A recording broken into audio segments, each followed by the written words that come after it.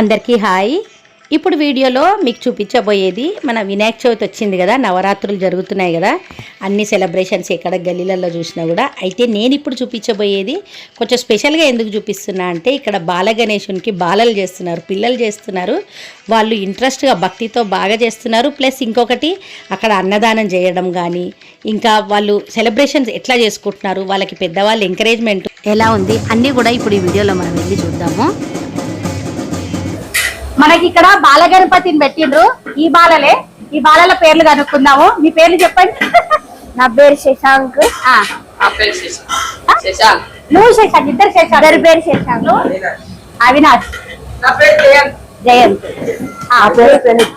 ప్రణీత్. ఈ బాలలు బాగా చేస్తున్నారు గణపతికి. మీ గ్రూప్ లో ఎంత మంది ఉన్నారు?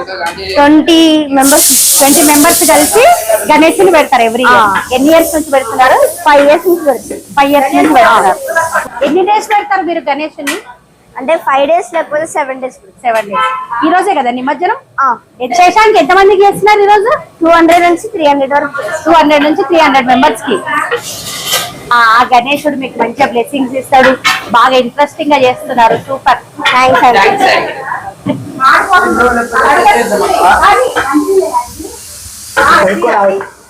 శశాంక్ బాగా అడుగుతున్నాడు.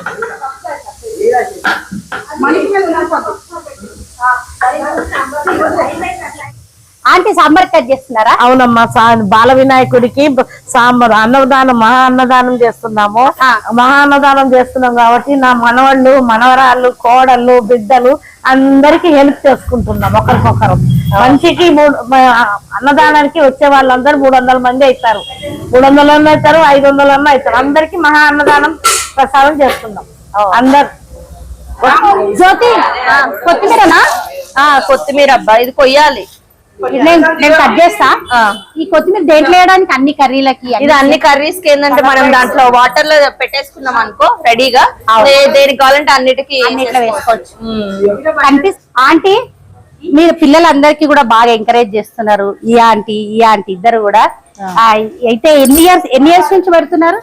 ఇప్పుడు 4 అయిపోయినాయి అమ్మా. 4 సంవత్సరం అయిపోయింది. 5వ సంవత్సరం కదా ఆంటీ. బాగా చేస్తున్నారు, అన్ని కూడా బ్రహ్మాండంగా చేస్తారు మా పిల్లలు. అవును, మీ ఎంకరేజ్మెంట్ ఉంది, పిల్లల ఇంట్రెస్ట్ అన్ని ఉన్నాయి. అవును, బాగా చేస్తారు. అట్లా అయితేనే సక్సెస్ అవుతుంది. అంతే కదమ్మా.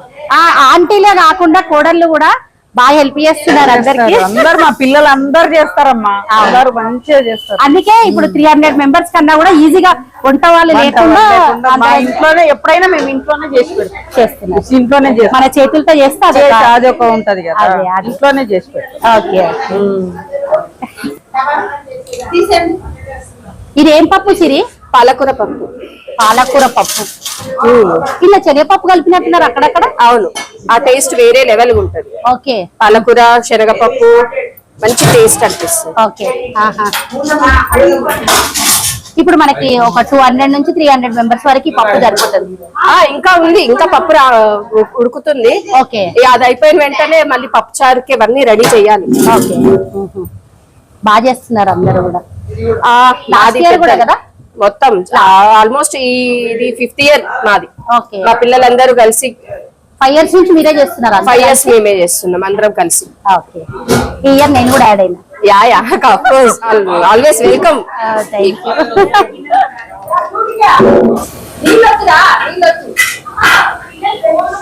ఎన్ని వంకాయలు వాడుతున్నాము, ఎన్ని ఆలుగడ్డలు? 5 kgs వంకాయలు, 5 kgs ఆలుగడ్డ, 2 kgs టమాటా.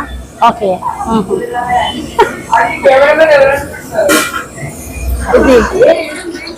ఇది మా ఆడపిల్ల వంటలు చేస్తుంది, కానీ లేట్ వచ్చింది.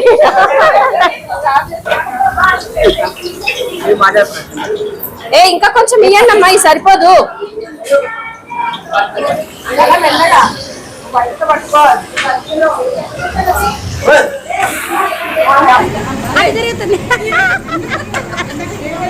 తెలుసా తనకి వీడియో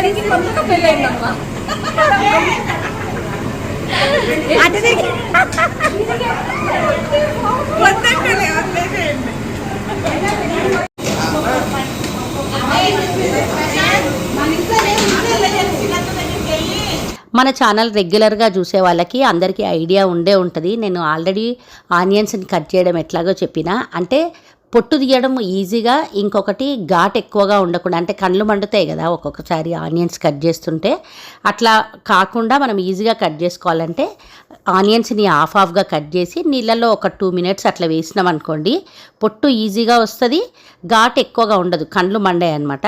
ఇది అందరికీ తెలిసి ఉంటుంది. అదేం పచ్చడి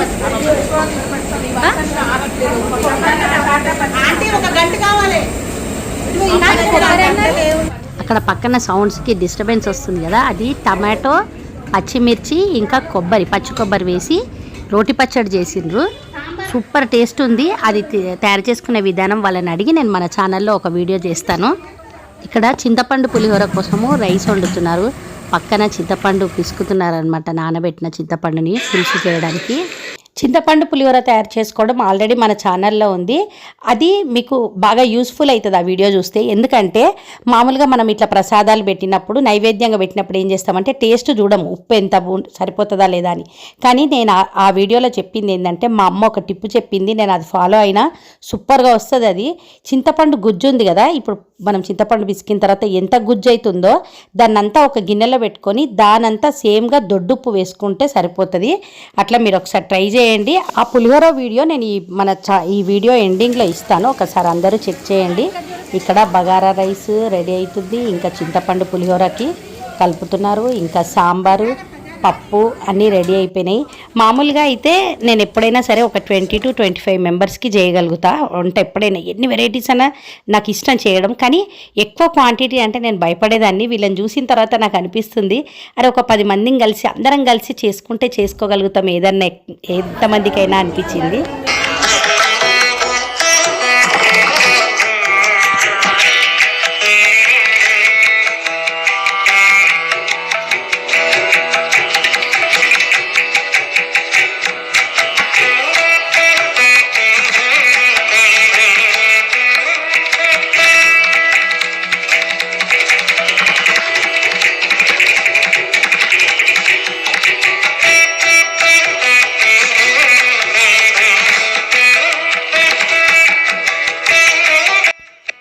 వీళ్ళ ఇంటి పక్కకే మన పెద్ద గణేశుడు ఉంటాడు కదా, కాలనీలో పెద్ద గణేశుడు కూడా ఉండు, అయితే అక్కడ కూడా వీళ్ళంతా కూడా పార్టిసిపేట్ చేస్తున్నారు అన్నిట్లో.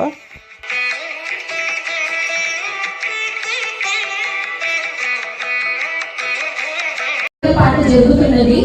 ఆసక్తి ఉన్న వాళ్ళు అందరూ వీచేసి లడ్డు వేల పాట విజయవంతంగా చేయాలని కోరుకుంటున్నాను. ఇంట్రెస్ట్ ఉన్న వాళ్ళందరూ లడ్డు వేల పాటకి రండి.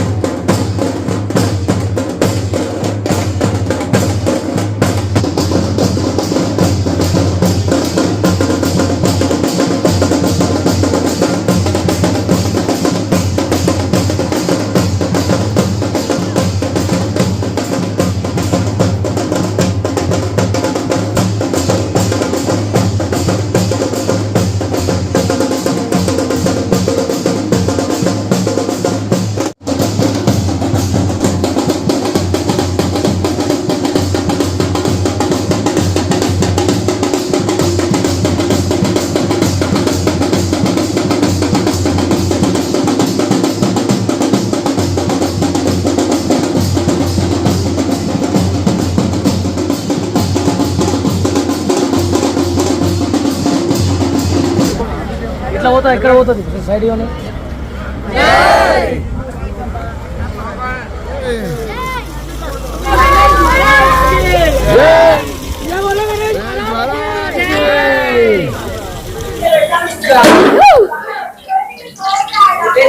ఏం కాదు